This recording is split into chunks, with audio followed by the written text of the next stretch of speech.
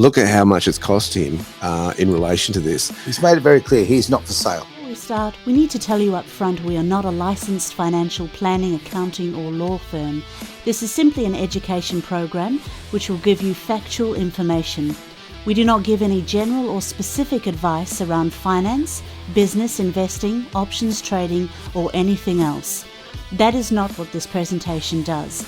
Please see a licensed financial planner when it comes to any investment advice you need. What I want to look at is, I want to use Elon Musk as a bit of a case study today, because I think he's an interesting character. Yes. In terms of, for a long time, it was very hard to work out where he was going, what he was going to do next. What was he really thinking? Knowing that he had huge influence in the United States. Remember, he's also the one who came up with PayPal back in the day. He invented, this is why we have PayPal today, because of Elon. He was getting into artificial intelligence. He was ahead of his time. Obviously, a lot of people are driving Tesla cars these days. He's responsible for that. Now more and more people are getting Starlink internet. He's responsible for that. And that's why that has launched his space program, because Starlink feeds off all those satellites that are floating around our atmosphere. And that's why the sky looks so much busier these days. A lot of more moving lights. It's like a bit going on up there. There's a lot going on up there. And, there's some other things that Elon's innovation, you kind of go, where does he sit on this? Like, for example, Neuralink is one of those ones that has a few people nervous. It's basically microchipping humans. It makes me very nervous. I don't like it. And so, I mean, how is he opening up a Pandora's box? And you wonder, if he started artificial intelligence, not realizing what he was getting himself into and this sort of thing. I don't think he does do anything by half. So he's going to always play the game of chess 8-9 moves ahead. So I'm quite sure he did, really think about the consequences. Sorry, I've got to defend Elon here. So when AI first started really taking off, he was one of the first people that was stating that you need to be careful with this because it's a self-learning model. There's no limit to how far the self-learning model can be. So you got to remember, even though he is creating some amazing things, he's also very cautious on how fast he takes things as well. So I go defend him.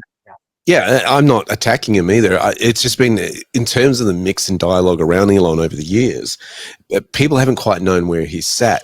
And of course, he came across as a bit of a lefty beforehand. And, on the left side of politics, he admits now he's crossed over due to what he saw happening in the United States and what was going on there.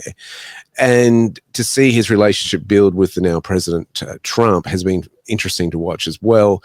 His innovation is incredible with the way that he can catch a hot rocket as it comes back to Earth and all this sort of stuff with the technology he's developed. There's no question. And if you ever have ridden in a Tesla, if you don't own one, ridden in one at least, they are pretty special cars, what he's created, whether you like the technology or not. No, it's clever what he's done in terms of actually making it all work, the moving parts together. I'm not saying it's all environmental friendly and it's the car of choice for you and whether it's suitable for Australian conditions. I'm not getting into those debates. Sure. It's clever that he's actually been the inventor behind this and done it. That's what I can't disagree. My point is there.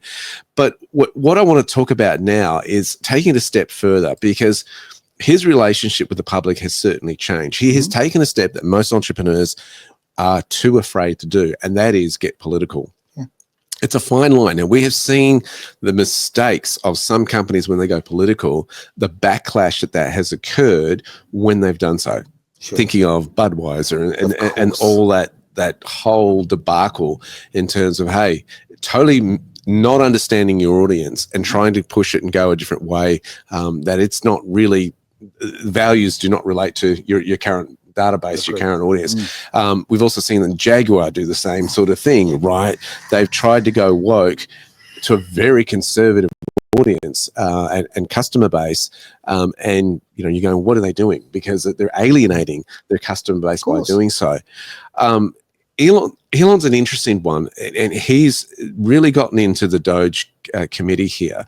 And now, of course, this has created enemies by default, because what it's doing has revealed all this corruption and a lot of money going to places that, generally nobody knew about. Even a lot of, you could say some congressmen had no idea what was going on. I have no doubt they had no idea. Yeah. A lot of them is just going and showing why. I've got to hang around to the end because I've got a fantastic video of Elon being very, what could I say, very transparent.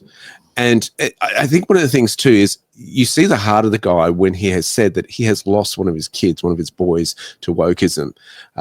It's so real. It's so raw. Yeah. I saw that about a year ago, and I thought, wow, this is personal for him. And I think this is what's motivating him now.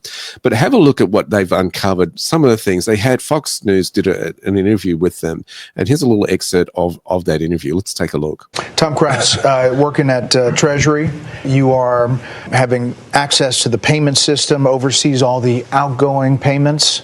Essentially, those payments were going places we didn't know where they were going, right? Yeah, unfortunately, that's the case, Brett. As an ex-CFO of a big public tech company, really what we're doing is we're applying public company standards to the federal government. And it is alarming how the financial operations and financial management is set up today. There is actually really only one bank account that's used to disperse all monies that go out of the federal government. Time out. One bank account. It's a big one. It's a big one. It's a big one. It's a big one. A couple weeks ago, it had $800 billion in it, but it's the Treasury General account. So when you hear, some of my colleagues here, what they're talking about in terms of the fraud, you have to ask, well, why is this allowed to happen at a financial level? Well, it's actually quite simple but alarming.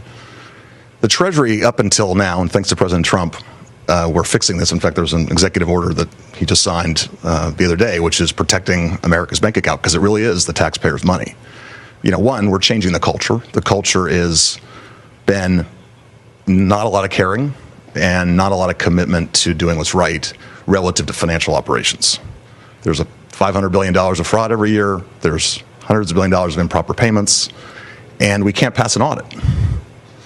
The consolidated financial report is produced by Treasury, and we cannot pass it on. We have material weaknesses. What that means is that if I was a public company CFO, I would effectively be removed. I couldn't file financial statements. I couldn't issue securities, which of course we depend on.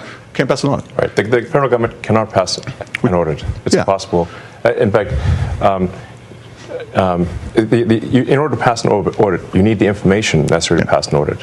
You need to have the payment codes, you need to have the payment explanation, and you need to have a person you can contact to understand why that payment was made. None of those things were mandatory until just recently, just a few weeks ago. In fact, maybe last week? Yeah, we're serving 580 plus agencies. And up until very recently, effectively they could say make the payment, and Treasury just sent it out as fast as possible. No verification. And so what we're doing is what any household would do. But imagine you're a household, you have a bank account, everyone has an ATM card connected to that account, everyone has a checkbook connected to that account. It's not just your children, it's not just your parents, it's your in-laws, it's your extended family, and they all can go to the account and disperse funds. No questions asked, no justification, no verification. I want to jump into that one there. So Derek has a lot more financial experience than me, but as I'm not saying new entrepreneur, I've only been running my businesses now for about 6 or 7 years. I use Xero at the moment. We're looking to change because they're just getting massively expensive. We can't process a payment through Xero unless we have a payment code, who's it going to, and there's like 3 or 4 different things that are mandatory. And the American government has none of those things as mandatory, so they're just being left blank. No one knows where this money's going. It's just inconceivable. So that's what he's saying about, they can't pass an audit because all these mandatory fields just do not exist. So, yeah, and he's basically saying. And what I think is really the highlight here for me is that, if you run your own business, you work darn hard, and you know all about that. And so you appreciate when you get paid, when the money lands in your account, you appreciate it, you value it.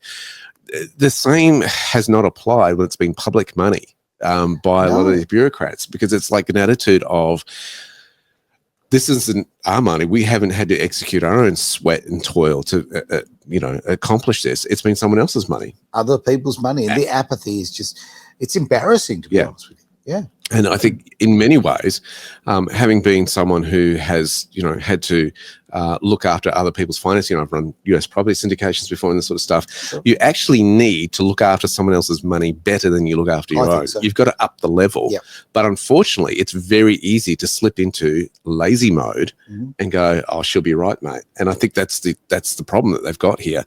And you can see the difference between private sector applying their values to the public sector space. It's a huge contrast. How good is it to see that group of men there talking about those private sector values? I mean, that's exactly right. Like, okay, you'd be held to account from shareholders, from everybody, right? You would lose your position as well, CEO or CFO or whatever happens to be in this particular case, CFO. You'd lose that position. Why in the world can the government get away with it? Disgraceful. Exactly. I mean, I had a friend. I had a friend years ago. Sorry, Travis. I had a friend years ago, like 25 years ago, used to work in a law firm. Sure. And she once made the mistake of posting something too late. She was in the administration department. Okay. And she didn't get to the bank. It cost the legal company about $30,000. Right? So there was, I assume, some questions asked and possibly some disciplinary measures. It was the first time. It's like, okay, if you've done it again, well, say goodbye. Yeah, but 30 grand back then was a lot of money. That's 120 right? grand. This is not applied to the public sector. No. No accountability. I always scream about accountability left, right, and centre. Travis? It goes even further. You can remember these guys in America. So over there, if you don't remember, I think it's 75,000 pages of tax laws. If you don't have that paper trail in America as a private organization, company, CFO, whatever, they'll just scrap the business. They'll bankrupt you over stuff like that. But yet when the government's doing it, they turn a blind eye. So, which I just find the hypocrisy of it absolutely amazing, and this is one of the reasons why. I'm super stoked that Musk is doing what he's doing. I've listened to a few of those other videos that he does, and when you're flying international, like you got nothing else to do. So these guys are. You can just tell in the way they're speaking, their thoughts are running a million miles faster than what their mouths can keep up. That's one of the reasons why Musk stutters a lot, but. These guys are all absolute geniuses. I would panic if I was in a room with them just because of the level of intelligence and how quickly. And the other thing is, a lot of them are actually quite young. The amount of experience they've got in these industries already just would put most of the people in the Senate to shame on how much experience they actually have. So, yeah, they may be young. They've still got more experience than most of them. You got to look at the accomplishments that Elon has done. That kind of attracts that kind of network when you're in that game, right? So they've got smart, switched on businessmen around him. He's got that network. And these guys aren't getting paid for what they do. I'm assuming they're doing it voluntary. It appears that way. A lot of public workers had a card for paying for their lunches, right? And they'd go and pay for their lunches, and it was actually deemed illegal for the US government to withdraw and cut those out. Got to be kidding me. So what they did is they reduced the credit limit to about, what was it, $10 or something like that, or $1 for each of them. $1. So there you go. So they couldn't buy their lunches anymore. I don't know about you guys. I pay for my own lunch, right? And I just, God, this makes me annoyed. I hear about so many people who in Australia, I know many people who work in the government sector.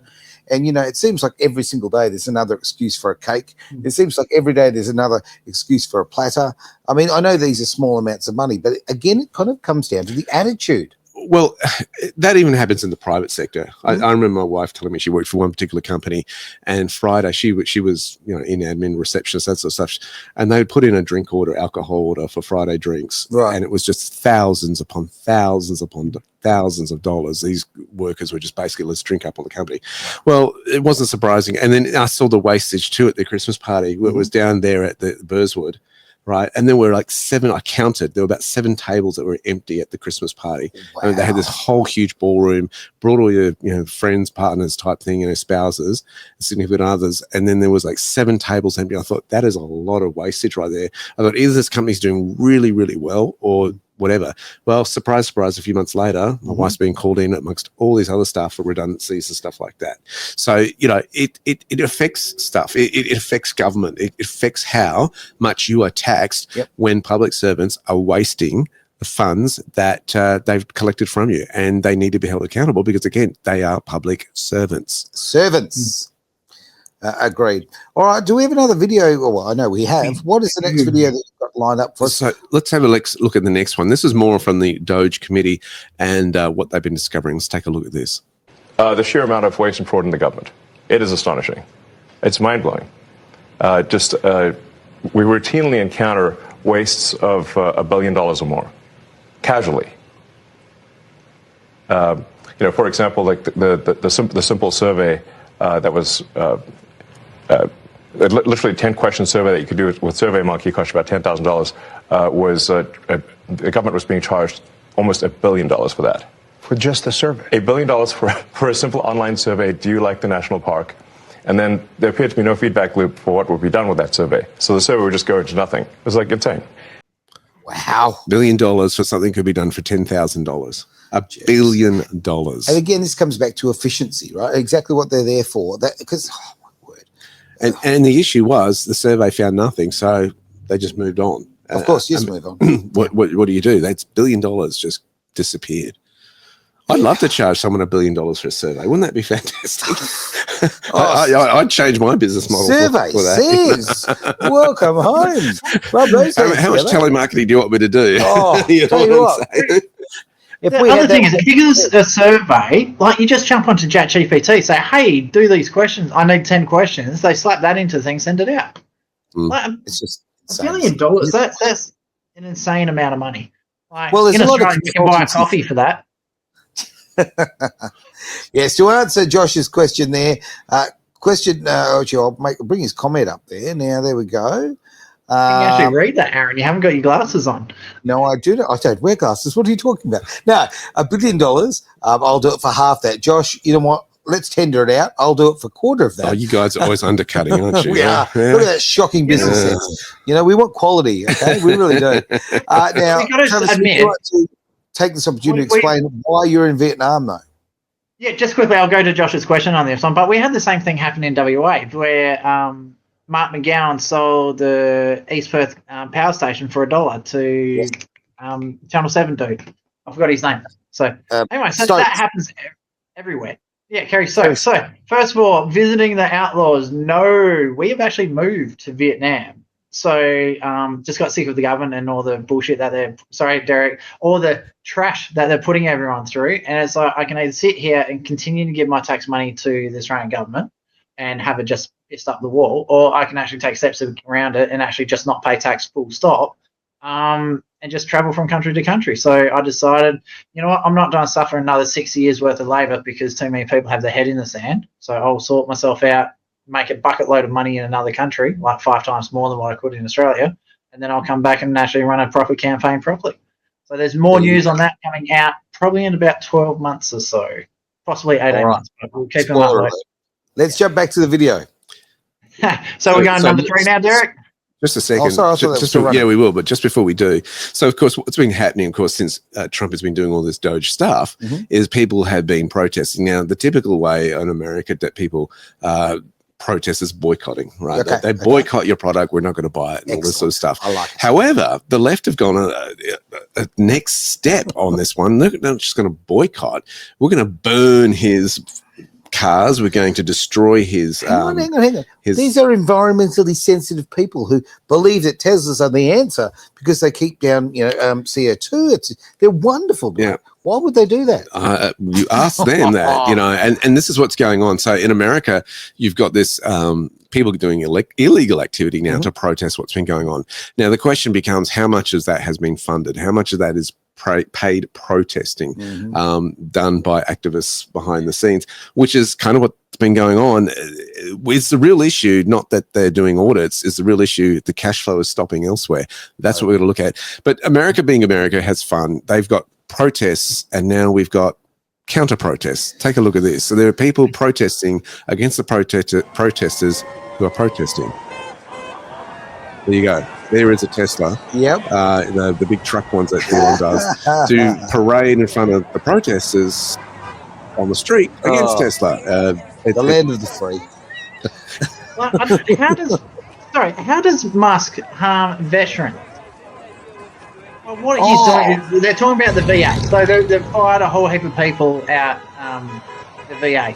So what he's doing, he's actually removing all the waste so they can actually put more money back to the veterans that actually need it. So how's that harming the veterans? Travis, stop using things like facts and logic. Okay, they will not work. I'm sorry. Did you just call me fat? Just be more emotional, please. Exactly. Surely we can cry about this and put our hair into a nice purple tone. It'll work. Yeah, and so there you've got the protesters who are pro-DOGE, as you can see there by the flag, celebrating the fact that this audit is going on. So, that's the positive one. I haven't shown the negative ones where fires are burning late at night on security cameras and all that sort of stuff. But there you go. So the one I love, I don't know if you guys had a chance to see this one. I think it was Fox News was showing all the some of the video recordings that were released of some of the people causing damage. And there's this big fat black dude on like an ATV just runs up, slams straight into the side of the Tesla, and he comes forward and slams into his handlebars. All his handlebars go forward. Then he's got to put them back before he can go on and all this sort of stuff. Like, why would you vandalize a car that has like 6 or 7 cameras on it? I know. It's that video that we just put up. I love that. I did love the counter protest. I really do enjoy that. Let's have a look at Joe Rogan here on his show, breaking down what the leftists actually have doing and the logic behind it. It seems like there's like two factions in what I would call like the American left right now. There's the reasonable people that are like, hey, we got to just stop being fucking crazy. Like there's the Bill Maher's and a lot of other folks like that. They're like, we got to stop being crazy and just appeal to like rational people. Don't go all the way over there. Stick where most people are. And then there's people that, we got to go further left. Then there's people like, we got to take over Tesla dealerships. We got to light cars on fire. The left is like justifying spraying Nazi swastikas on cars. Like, this is crazy. They've gone so far over this. So there's one side that's just like radicalized in the worst way possible. That's a huge detriment to the Democratic Party because it makes everyone look like a psycho. If you have a psycho in your groups, like if you have like a white nationalist, Christian fundamentalist burning down black churches and he says, I'm a part of the right, and as a right-wing conservative American, like, whoa, that guy poisoned the right. These people are poisoning the left. They're in this space of absolutely, they're now being left. I hear in my head, I hear Kamala with her, you've got to go more woke, you've got to go further to the left. Like, it is literally, we are promoting mental illness. That's simple. I find it interesting the way the left have handled this so-called security leak on Signal that has gone down over the last few weeks. Okay. Well, there's a rumor that there was a between the chat in the American Republicans that they were discussing war moves on Signal, and that the journo was added to the conversation. And it's leaked out. And what's really difficult in that is it's like the little boy who cried wolf. Right. The story, he says, he's in charge of looking after the sheep. If there's a wolf, call us and we'll come and defend the flock. And he does that first time. And he says, I was just joking. Does it the second time. I was just joking. The third time, an actual wolf does come. He yells wolf and nobody shows up. Exactly. And I think that's the problem we've got right now with the Democrats is we don't know when they're actually just arguing for the sake of doing it. And it's actually a genuine call. This is the difficulty we've got right now because of the credibility or lack thereof within what this extreme responses are doing, like burning cars and dealerships. It just doesn't make sense. It makes no sense at all. I think the Australian government can actually learn something really, really important about this, especially around mandatory voting. So if you have a look at the number of votes on the 2020 election versus the 2024 election. So you can see Trump's vote stayed pretty much where it is. There wasn't much change, but the Biden vote, Camilla vote, dropped drastically. And I think what's happening is there's a lot of Democrats out there. They're still Democrats. They still want the Democrats to win, but they can't vote for Trump. They're just like they're conflicted. And this is where it gives them a chance to go, you know what? I hate where the Democrats are going, but I can't vote for the Republicans, so I just won't vote. And I think a lot of Australians need to learn this, especially around voting for the majors. And again, I said this, we pre-recorded a show for later this week where I made the comment about voting.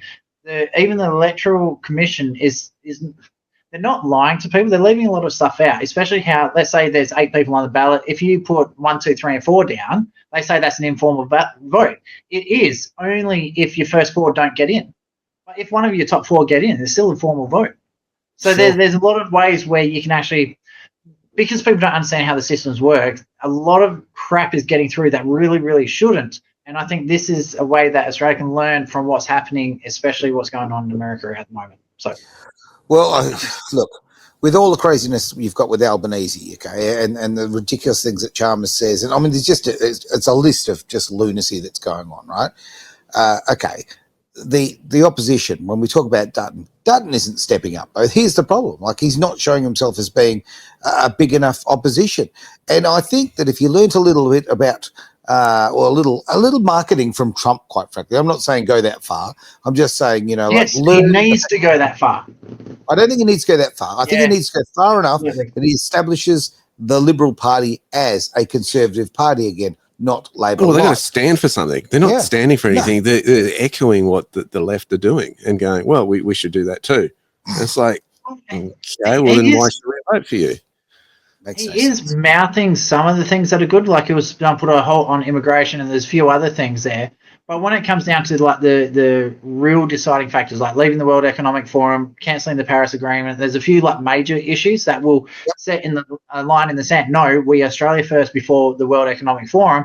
He's balking out that he's not leaving the Paris Agreement. He's not leaving the World Economic Forum. There's a whole heap of things where he really needs to step up, which Trump has, and just say, no, this is Australia. We are not someone else. We're not the unelected bureaucrats running it. We need to let our elected people do what they need to do, and he's not doing it. So it's no more cowardice. He's harder than that. He blamed Libby Mitchum or Zach Kirkup in WA. They were just they'd mouth off a few things against them, but then vote exactly for what Labor is voting for. Like, so you never know what you're going to get with the Liberals, and that's why a lot of people are still voting for Labor, because the devil you know. And unfortunately, that's probably at 80% of the population. We need statesmen. We need people who are actually leaders, right? And leaders stand up and don't care about the polite dinner parties. They care about the people and actually doing the right thing. And we are seeing such cowardice. I'm so tired of it. We Great had comment people from Josh there, Aaron. Sorry? Come on, miss the comments. Comment there from Josh saying it this way. Down here, go click the bottom one. How about that? Let's have a look at the comments. On so you can see them when they come in. Nobody gets near power in either major party unless they are compromised. I thoroughly agree. Josh. We're seeing so much sign of it. And, the election we had just a couple of weeks back here in Western Australia it's broken a lot of hearts. Not because, in my opinion, I never ever saw that Labor was always going to win this one, right? But I thought we'd see some sort of fight back. And when we saw nothing, now I am genuinely really concerned on a federal level. I really am. I mean, this show today, we're sort of going to be talking, or we have been talking about the price that people like Musk, people in business, the price they have paid for stepping up, right? The people who have actually joined his cabinet, for argument's sake, they have really stepped up, and it's financially hurt them massively. And I think we've got to give a lot of credit for that. Okay, it's such a big thing.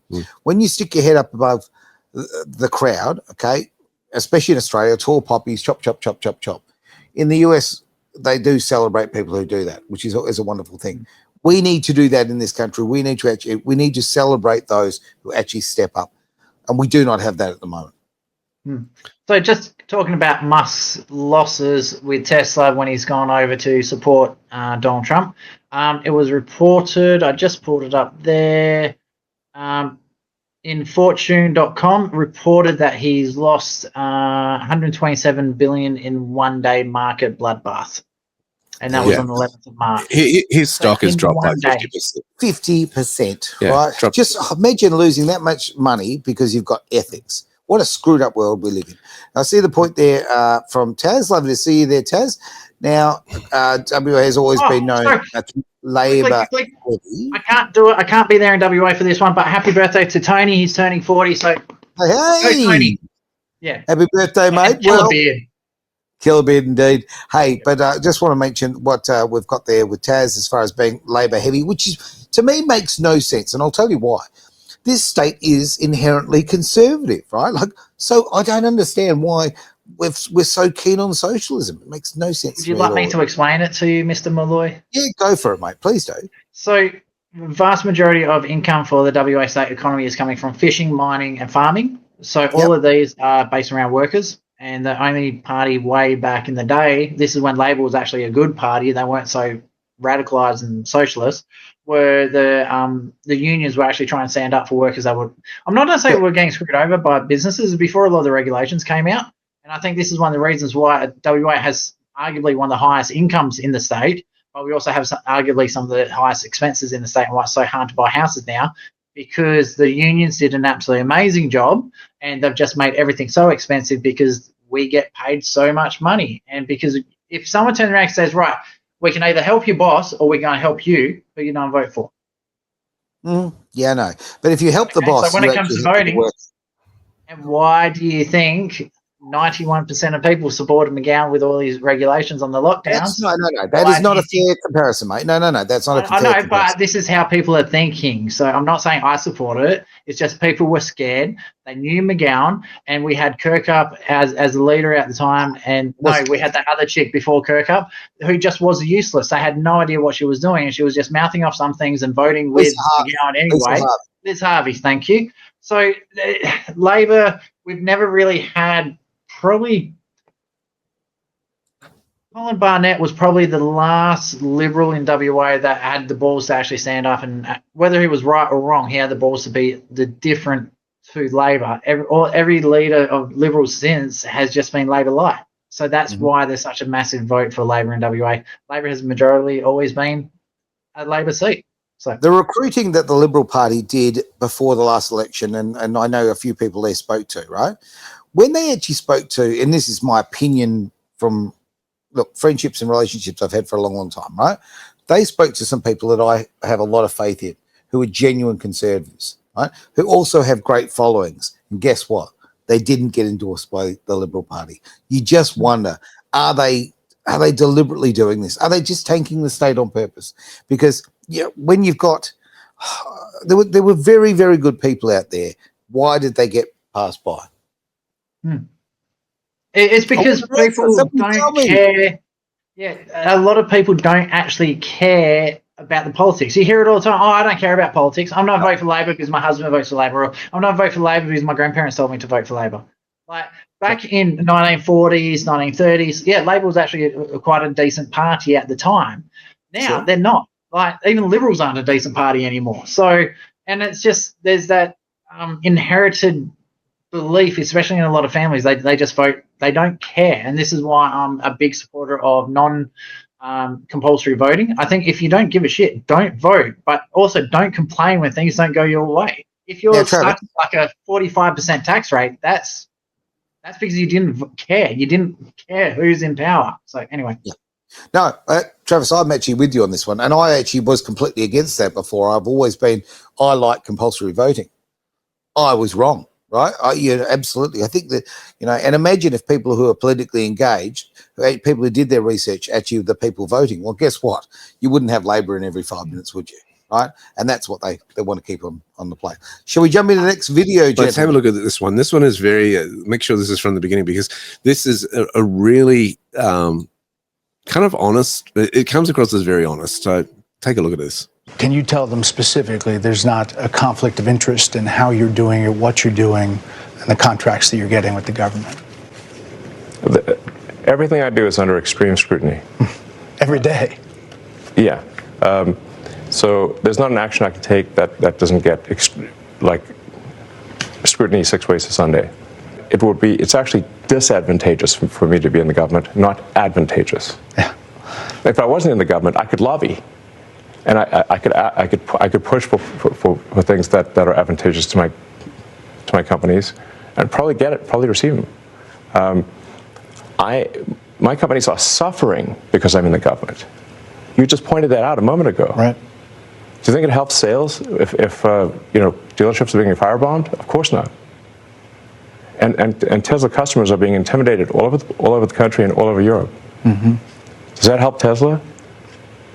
I mean, you had Tim Waltz, who's a huge jerk, running around on stage with a Tesla stock price where the stock price had gone in half, and he was overjoyed. What an evil thing to do! What a creep! What a jerk! Like who derives joy from that? And it was pointed out to him that actually, Minnesota State Pension Fund is a major investor in Tesla. But he didn't care. He was so overjoyed by Tesla stock going in half. Does that sound like a good person to you? I don't think so. Oh, wow. So, you saw the signs of this when he first bought Twitter. Mm-hmm. And there was a threat from a lot of left companies that we're going to stop our advertising with X, as it became. And he had his famous words that he said on stage. You think that I'm going to be threatened by that? And, it's stronger language as I'm using, but dropping the F-bomb there, he was saying, if you think that's going to stop me from allowing freedom of speech, then forget it. Look at how much it's cost him in relation to this. He's made it very clear he's not for sale. And I think we've got to really take a hard look at ourselves and go, listen, this man has a personal journey on it. Obviously, he has been affected from a personal level about one of his kids going woke, and he's seen the danger of this. He's in it and going, if we don't do something, our nation is at peril. What have our kids got left? And I think that's one of the reasons, why I've come on and done this show publicly. I mean, as an entrepreneur, it's kind of like, okay, freedom of speech and stuff like that. It sometimes goes to the back of your mind. Is this going to offend someone? You get to the point you go, it has to, because our children are dependent on these freedoms. I don't say we've got a choice, to be honest. We have children. We have to support our children. We have to support their future, our grandkids. We've got to do it. And, okay, you know what? It's going to financially hurt us right now, okay? It would hurt your business to be speaking up and having your freedom of speech. It seriously hurts us as Edge because of exactly that. I won't go into details, but we get effectively blackmailed over it. Okay? People are scared. People are scared of what you might actually say about it. Yeah. But I think there's a lot more important things in life than money. And I think leaving a legacy, and I think that and living like an honest life of integrity is vital. Well, for me, it comes down to a simple choice. When I get older, and my kids can have one of two things. Let's say things got a lot worse in Australia. Right. I don't want to be able to say, Dad, they look at me and go, why didn't you do anything? Mm-hmm. Yeah. I want to be able to say, I did something. I fought, and whether I won or lost, it doesn't matter. I did my best to fight for the freedoms that you kids need. And I think that's what we all as Australian citizens have to take on board and go and ask ourselves, what do we want for our children? What do they want to be? What do we want them to inherit? Do we want the freedoms to be greater than we had as kids? Even now, as a parent, you're concerned sending your kid riding a bicycle on the street, whereas back in my day, no problem. Go ride a bike. Didn't matter, right? What have we lost? And how much are we prepared to lose? What's going to be the greater cost to you personally or to the generations to come? And I think that's the really important decisions that we have to make as we go into elections, as we make policies, how we relate to these freedoms that are now flying out on the earth. What are we going to respond to? Are we going to listen to the propaganda, or are we going to think critically, do our own research, and then make decisions from there as to what future we want for the next generations to come as Australians? Look, I went camping this weekend, which is fantastic. I unplugged from society for a bit, as far as unplugging from technology and getting away from the noise, right? And I actually had some really in-depth conversations with some younger people, right? So people of all different ages, but I'm going to sort of blanket, and I don't want to give too much detail, to be frank, because people, giving personal conversations. When I'm talking to people in their 20s and early 30s, I can't believe how damaged they are. I can't believe how much damage has been done to them with the propaganda. The things that they consider to be freedom are not freedom. They're just not. They have been bought and they have been brainwashed. It's really, really sad. And I see that in that generation. So I think about, oh man, what about the kids who are younger? Like every generation is just getting less and less free. We're getting more and more like a Squid Game situation, or some sort of vile, disgusting idea of some psychopath. And there are these psychopaths out there. I mean, okay, straight out there, you talk about, the carry-on that Soros is involved in, or Swab is involved in, all of these people. Gates, these are truly evil human beings. and they're shaping the world. Well, we're also seeing the feedback come back.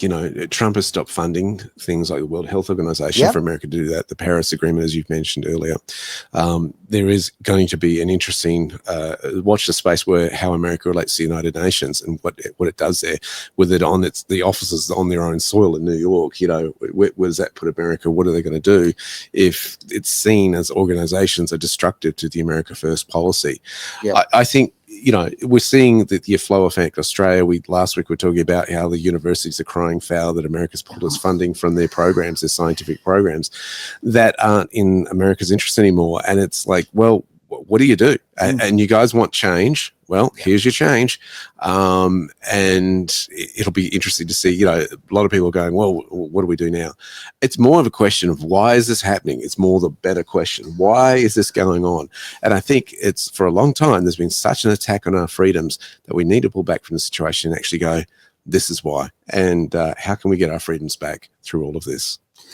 Yeah, we need our freedoms back. We need to wind things back. I mean, as I say, I went camping, and guess what, mate? You needed a permit for everything, everything. So if we wanted to go and land a fish, we needed a permit. We want to go forward driving in a particular area, we need a permit.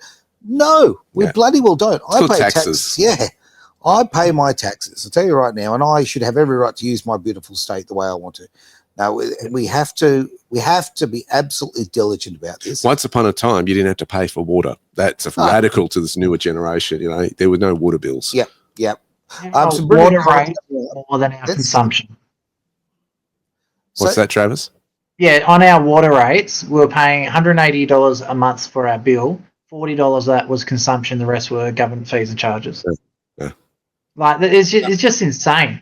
So just going back to what you guys were saying about we have to defend the younger generation, we've got to set an example for it.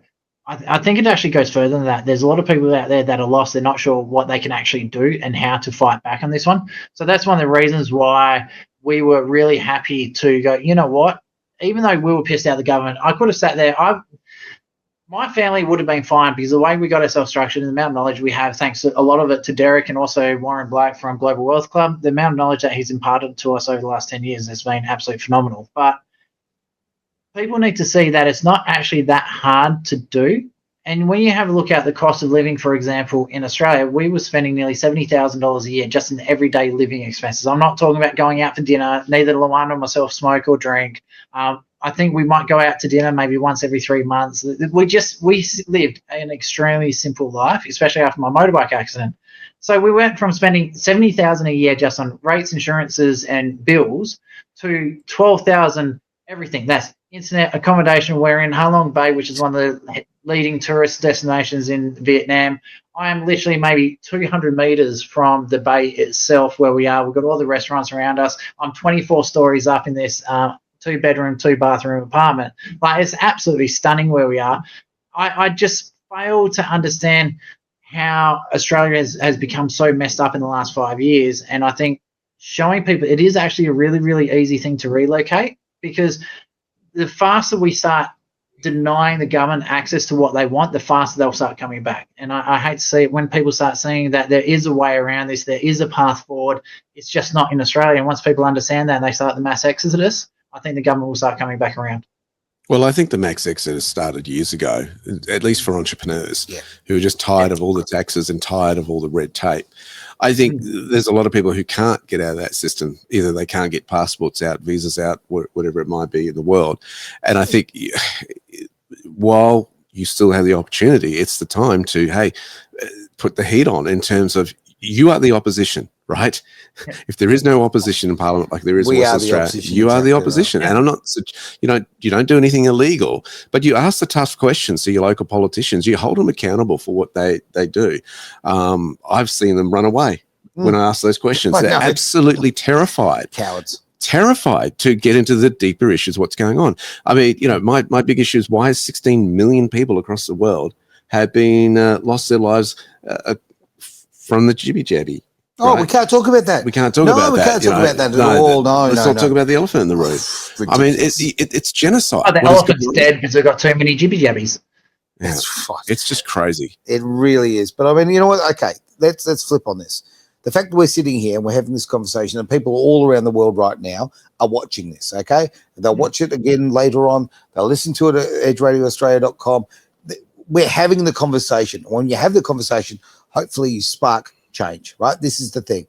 And we are seeing a lot of change. We are seeing there is light at the end of the tunnel, but my God, we have to keep digging at that tunnel. I think also one of the difficult things to have is that some of those conversations with family and friends, because there's kind of like this, are they on board? Are they awake or not awake? Yeah. You know? Yeah. And you don't want to offend, but I have found for those who are asleep, you've just got to do little bits of information, not give them the whole enchilada of information, right? They can't handle that. They can't handle the fact that what they've believed to be true for their whole life may suddenly be turned on its head.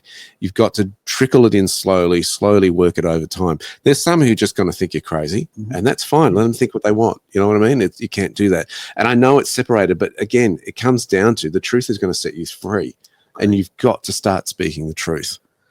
And the other thing is you've got to arm yourselves with the knowledge and understanding on how the system actually works that you're within. So for me, a vast majority of that knowledge I actually got from doing Derek's courses. So bluskyfactory.com.au, there's a plethora of courses, whether it's finding out how the monetary system works, how to actually generate revenue, whether it's through crypto, through options trading. Like there's so much there. So please head over to bluskyfactory.com.au. He has got a YouTube channel as well. We need to get his subscribers up and also ours as well. So please like, subscribe, share, give the thumbs up, because all that sort of stuff does actually work to trick the algorithms. So yeah.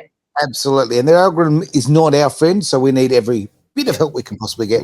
Your final thoughts there, Derek? Wow, there is a price for freedom. Yeah. But there's also a price if you don't fight for freedom. And which one's going to cost you more? And which one's going to cost your kids more? And I think that's what you've got to weigh up in the situation. What's the costlier exercise? Speaking out and saying something, or remaining silent? Well, as far as I'm concerned, we need to make the noise, because we need to be heard, and we need to fight for our kids and the next generation and the next generation. Because I'll tell you right now, what I see taking place in our country right now is destroying it. And I'm even going to say something positive to the shaved monkey. When good men like that are having to leave the country for a better life, then that is a detriment to our country. So for the comment there, a lot of people don't know how to leave the country. To get it in, for example, into Vietnam, it only costs us about $3,000. Right. It's that simple. Like it's not an expensive process. You say that, and don't get me wrong. Okay, that's I get it. But at the same time, most Australians, are struggling week to week to put food on the table. Honestly, it's crazy. So it's very restrictive. Like I said, that's about $80,000 a year to put the food on the table in Australia. It's $12,000 in Vietnam. And on that bombshell, that's the end of the show. I get it. Thanks very much for being part of the Greater Wealth here on Edge Radio Australia.